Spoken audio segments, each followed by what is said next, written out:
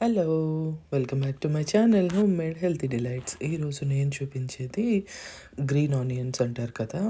ఉల్లికాడలతో పెసరపప్పు వేసి కర్రీ చేస్తున్నాను. అయితే దానికి నేను ఒక 2 బంచెస్, 3 బంచెస్ ఉల్లికాడలు తీసుకుంటాను. వాటిని బాగా వాష్ చేసుకొని మంచిగా చిన్న చిన్నగా చాప్ చేసుకుంటాను వీటిల్ని. అయితే ఇక్కడ ఆనియన్ అనేది ఆప్షనల్. వేసుకోవాలనుకుంటే వేసుకోండి, లేకపోతే లేదు. నా దగ్గర కొంచెం మిగిలింది కాబట్టి నేను అది కూరలో వేస్తున్నాను. అందుకని మీకు ముందు నేను ఆనియన్ కూడా చూపిస్తున్నాను. ఇది ఎలా అయినా కూడా టేస్ట్ చాలా బాగుంటుంది. ఇవన్నీ కట్ చేసేసుకొని మనం పక్కన పెట్టేసుకొని పెనం పెట్టేసుకుంటాం. పెనం పెట్టేసుకున్న తర్వాత కొంచెమే ఆయిల్ పడుతుందండి. ఎక్కువ అసలు అవసరమే లేదు.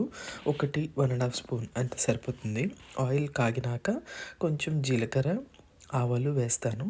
ఇక్కడ పోపు దినుసులు వేసుకోవాలి అని అనుకునే వాళ్ళు వేసుకోండి, ఇది ఆప్షనల్.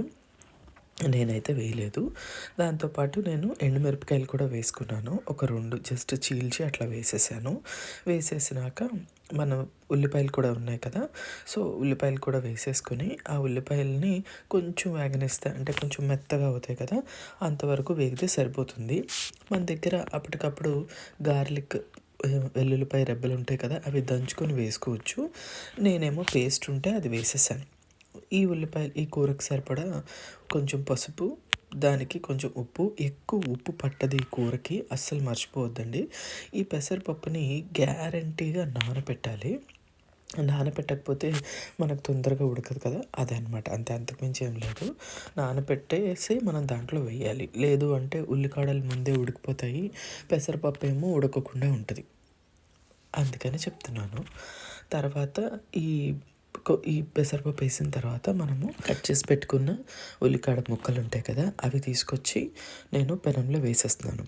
ఇవి వేసేసిన తర్వాత ఐదర్ వేస్తే కొంచెం సాల్ట్ వేసుకోండి. ఈ ఆనియన్కి నేను ముందే చెప్తున్నాను, గ్రీన్ ఆనియన్కి ఎక్కువ సాల్ట్ అస్సలు పడదు. ఈ కూరకి చాలా తక్కువ పడుతుంది. ఇది ఒక రకంగా వెయిట్ లాస్ రెసిపీ కూడా. ఒకసారి ట్రై చేయండి.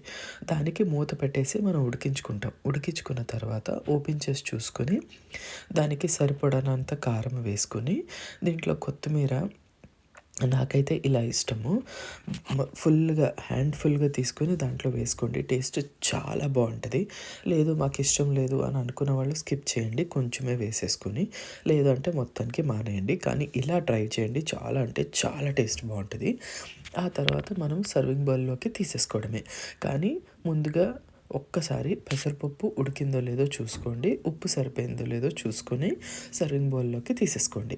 అంతేనండి, మన ఉల్లికాడలు పెసరపప్పు కూర అప్పటికప్పుడు ఫాస్ట్గా అయిపోతుంది. Thank you so much for watching. Bye.